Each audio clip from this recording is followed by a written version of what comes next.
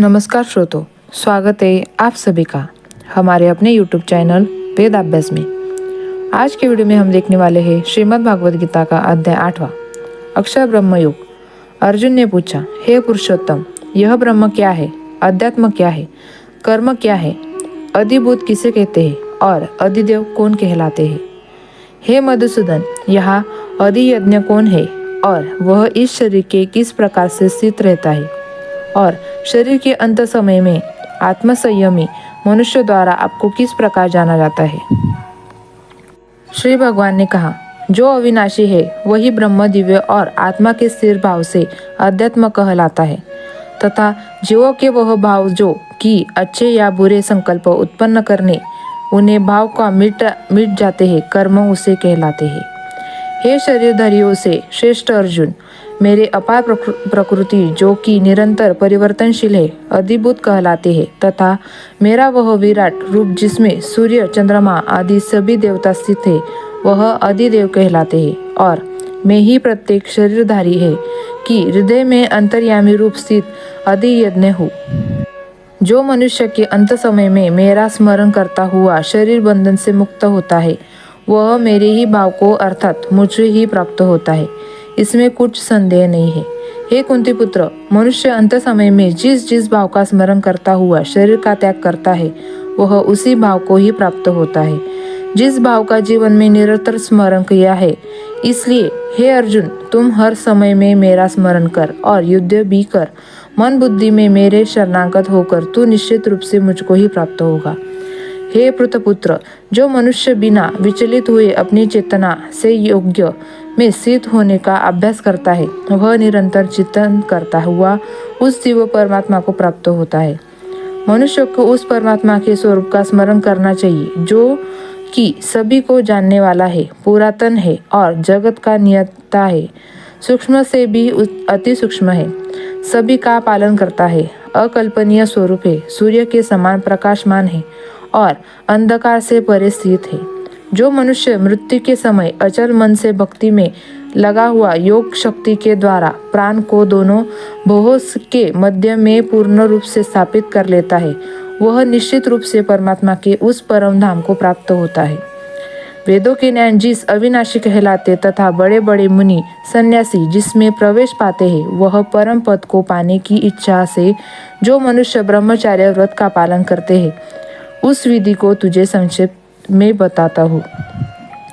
शरीर के सभी द्वारों को वश में करने का तथा मन को हृदय में स्थापित करने का प्राणवायु को सिर में रोक कर योग धारण में स्थित हुआ जाता है।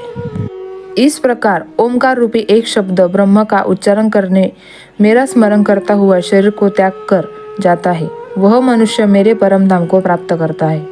हे पृथपुत्र अर्जुन, जो मनुष्य मेरे अतिरिक्त अन्य किसी का मन से चिंतित नहीं करता है और सदैव नियमित रूप से मेरा ही स्मरण करता है उस नियमित रूप से मेरी भक्ति और लिए सरलता और प्राप्त हो जाता हूँ। मुझे प्राप्त करके उस मनुष्य का इस दुख रूपी अस्तित्व रहित क्षणभंगुर संसार में पुनर्जन्म कभी नहीं होता, बल्कि वह महात्मा परम सिद्धि को प्राप्त करके मेरे परम धाम को प्राप्त होता है। हे अर्जुन, इस ब्रह्मांड में नित्य नियम लोक से परलोक ब्रह्मलोक तक सभी लोकों में सभी जीव जन्म मृत्यु को प्राप्त होते रहते हैं, किंतु हे कुंती पुत्र अर्जुन, मुझे प्राप्त करके मनुष्य का पुनर्जन्म कभी नहीं होता है। जो मनुष्य 1000 चतुर्युगों का ब्रह्मा का एक दिन और 1000 चतुर्युगों का ब्रह्मा की रात्रि को जागते हैं वही मनुष्य समय के तत्व को वास्तविकता से जानने वाले होते हैं। ब्रह्मा के दिन की शुरुआत में सभी जीव उस अव्यक्त से प्रकट होते हैं और रात्रि की शुरुआत में पुनः अव्यक्त में विलीन हो जाते हैं। उस अव्यक्त की ब्रह्म से के नाम से जाना जाता है। हे पृथपुत्र, वही यह समस्त जीवों का समूह बार बार उत्पन्न और विलीन होता रहता है, ब्रह्म की रात्रि के आने पर विलीन हो जाता है और उस दिन आने पर स्वतः ही प्रकट हो जाता है। लेकिन उस अव्यक्त ब्रह्म के अतिरिक्त श्वसन पर अव्यक्त पर ब्रह्म, वह पर ब्रह्म सभी जीवों के नाश होने का पर भी कभी नष्ट नहीं होता है। जिसे वेदों से अव्यक्त अविनाशी के नाम से कहा जाता है, उसी को परम गति का कहा जाता है, जिसको प्राप्त करके मनुष्य कभी वापस नहीं आता है। वही मेरा परम धाम है। हे पृथपुत्र, वह ब्रह्म जो परम श्रेष्ठ, जिसे अन्य भक्ति के द्वारा भी प्राप्त किया जा सकता है, जिसके अंदर सभी जीव स्थित है और जिसके कारण सारा जगत दिखाई देता है। हे भरतश्रेष्ठ, जिस समय में शरीर को त्याग कर जाने वाले योगियों का पुनर्जन्म नहीं होता है और जिस समय में शरीर त्यागने वाले पर पुनर्जन्म होता है, उस समय के बारे में बताता हूँ।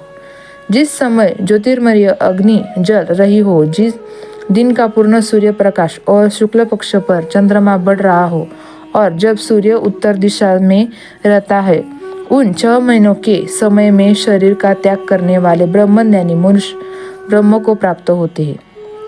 जिस समय अग्नि से धुआं फैल रहा हो, रात्रि का अंधकार हो रहा हो, कृष्ण पक्ष का चंद्रमा घट रहा हो और जब सूर्य दक्षिण दिशा में रहता हो, उन 6 महीनों के समय में शरीर त्यागने वाला स्वर्ग लोकों को प्राप्त हो जाता है और शुभ कर्मों का फल भोगकर पुनर्जन्म को प्राप्त कर लेता है। वेदों के अनुसार इस मनुष्य लोक से जाने के 2 ही शाश्वत मार्ग है, एक प्रकाश का मार्ग और दूसरा अंधकार का मार्ग। जो मनुष्य प्रकाश मार्ग से जाता है वो वापस नहीं आता है और जो मनुष्य अंधकार के मार्ग में जाता है वह वापस लौट कर आता है। हे पुत्र, भक्ति में स्थित मेरा कोई भी भक्त इन सभी मार्गों को जानते हुए भी कभी मोहग्रस्त नहीं होता। इसलिए हे अर्जुन, तू हर समय मेरी भक्ति में स्थिर हो।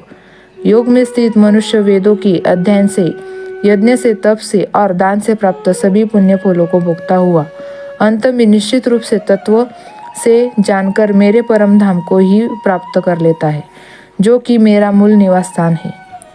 इस तरह उपनिषद, ब्रह्म विद्या तथा योग शास्त्र रूप श्रीमद् भागवत गीता की श्री कृष्ण अर्जुन संवाद अक्षर ब्रह्म योग नाम अध्याय 8वां संपूर्ण हुआ। हरि ओम तत्त। तो ये थी हमारी आज की वीडियो। अगर आपको ये वीडियो अच्छी लगे तो प्लीज़ वीडियो को लाइक करें और चैनल को सब्सक्राइब करें, क्योंकि आपका एक लाइक और आपका एक सब्सक्राइब मुझे लगे रहने की ताकत देता है। तो मिलते हैं अगले वीडियो में। श्री शिवाय नमस्तुभ्यं।